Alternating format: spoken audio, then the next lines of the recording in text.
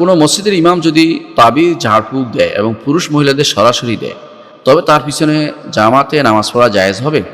উল্লেখ্য, মহিলাদের সঙ্গে সে সরাসরি কথা বলে।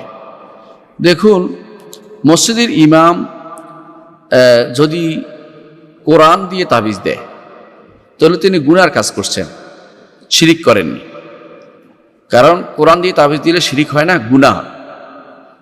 এটা কিন্তু জানার বিষয়। তাবিজ যে ব্যবহার করছেন তিনি শিরিক করতেছেন। আমি কিন্তু দুইটা বলেছি, খেয়াল করবেন।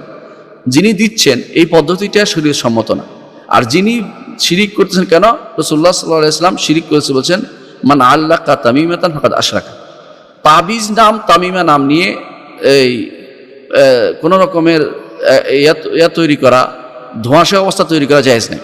আমাদের দেশে তাবিজ বলে তামিমাই বুঝায়, যেটা এর ভিতরে কোনো একটা প্যাকেটের ভিতরে ঢুকানো হয়, তামা বা কিছু দস্তা বা রূপা বা কিছুর ভিতরে বা সোনারে হোক, ঢুকানোর পরে যেটা লটকানো হয়, এটা নামই তামিমা।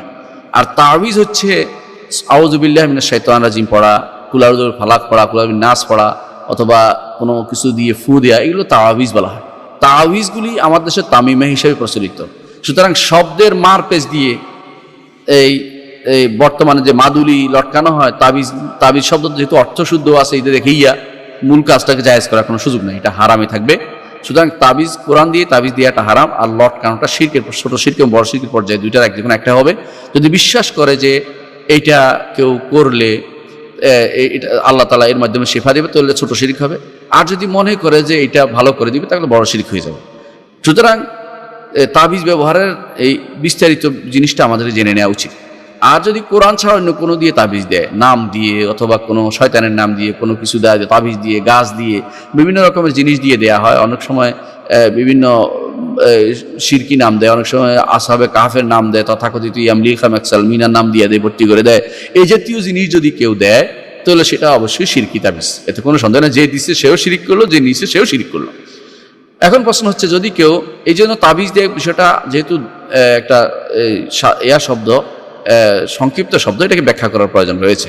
যদি তিনি কোরআন দিয়ে তাবিজ দেন, তাহলে তার পিছনে সালাত শুদ্ধ হবে, তিনি হারাম কাজ করেছেন। যদি তিনি ঝাড়ফুঁক দেয়, ঝাড়ফুঁক দেওয়া জায়েজ, এটাতে কোনো সমস্যা নেই। আর মহিলাকে যদি কোনো তিনি ঝাড়ফুঁক দেন, তো তিনি হারাম কাজ করছেন। মহিলাকে যদি তিনি সরাসরি দেন, তাহলে হারাম কাজ করছেন।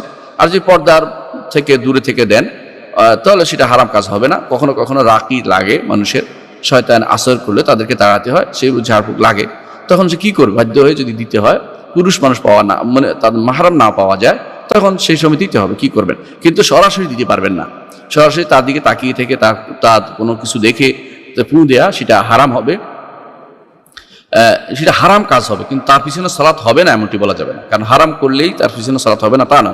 তবে তাকে বদলানোর চেষ্টা থাকতে হবে আপনার, যে এরকম যারা এরকম অন্যায় কাজ করে বেড়াচ্ছে, তাদের পিছনে সালাত পড়তে আপনার কিভাবে, আপনার নিজেরই আসবে না, নিজে তার প্রতি কোনো রকমের মর্যাদাবোধ আসবে না, এবং তার প্রতি সামান্যতম গ্রহণযোগ্যতা আসবে না। তাহলে কীভাবে আপনি তার পিছনে সালাত আদায় করুন? পরিবর্তনের চেষ্টা করতে হবে। তবে যদি কোনো পড়তে হয়, তাহলে পড়া জায়েজ হবে, যদি যে সমস্ত শর্ত বলেছি সেই শর্তের মধ্যে যদি থাকে।